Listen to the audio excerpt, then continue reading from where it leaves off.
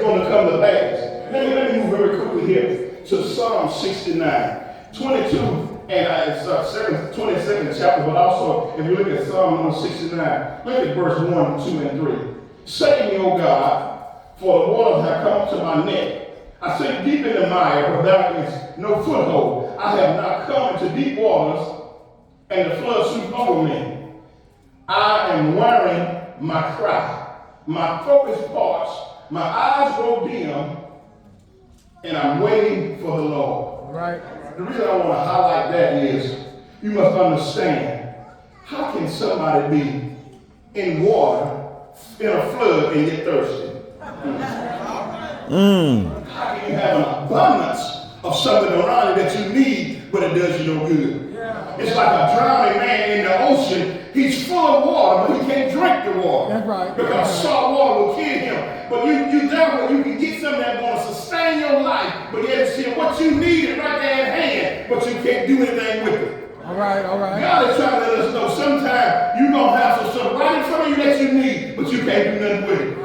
Sometimes there's going to be some people that can intercede on your behalf, and they're going to walk away and turn their back on you. It's going to always be a point in time in your life where something's going to be right there, and you can put your hand on it, but you don't have access to it. See, God is trying to fulfill the scripture to let us know it's going to be something, it's going to be a hard way in life. So many of us want it so easy. They think once we give our life to Christ, once we become saved, everything is going to be all right. But baby, let me tell you something. You're going to still have to go through some things in life. You're going to still struggle with some things in life. You're going to still have some sick days. You're going to still have some financial stress days. You're going to still have some problems in your family. I don't care how much you love your children. You're going to still have some problems with them. Sisters and brothers, mom and dad. Everything will be on the flower bed of Eve. That's the scripture fulfilling itself.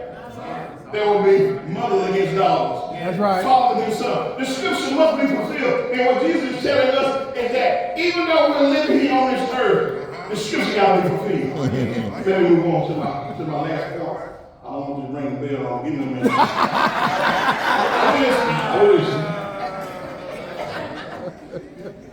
My last point, and I go to my seat. Let me see that drive the talk very quick. I see you. We provide for our thirst. We're thirsty in this world. But let me step over to Genesis very quickly. In the book of Genesis, when God created Adam and Eve, they were in the garden. They had everything they ever needed. But when they got out of God's will, He kicked them out. One of the things that man has always dealt with is thirst. That's right. If you look at it, because they were thirsty in the garden. Book of Deuteronomy 28 chapter, the 48th verse. God warns the Israelites that they will be sent to exile and they will break the covenant, for they shall serve no enemy in hunger, in nakedness, and in thirst. Hosea 2nd chapter.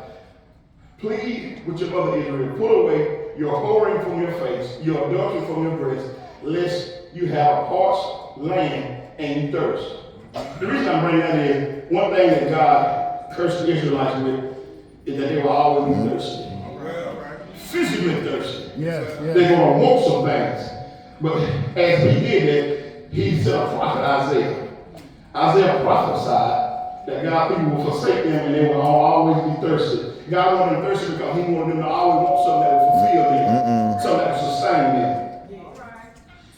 When you look here at that, the prophecy is fulfilled in Jeremiah 2nd chapter 13. God people forsaken him, and Jeremiah described the forsaken people. And he said, you're going to make cisterns, you're going to make cisterns that hold water, but you can't hold water. Let me quickly close here. Isaiah and Jeremiah. When you look at Isaiah 32nd chapter, it said, like streams of living water in dry places. When you read the 58th verse, in 58 chapter 11 verse, come everyone who is thirsty, come to the water. Who God promised shall have everlasting water like a garden. All right, Reverend. When I close in this right here, if you look at, remember John 14th chapter, the woman at the well. The woman at the well. He said, the woman at the well. He said that she's going to have everlasting water.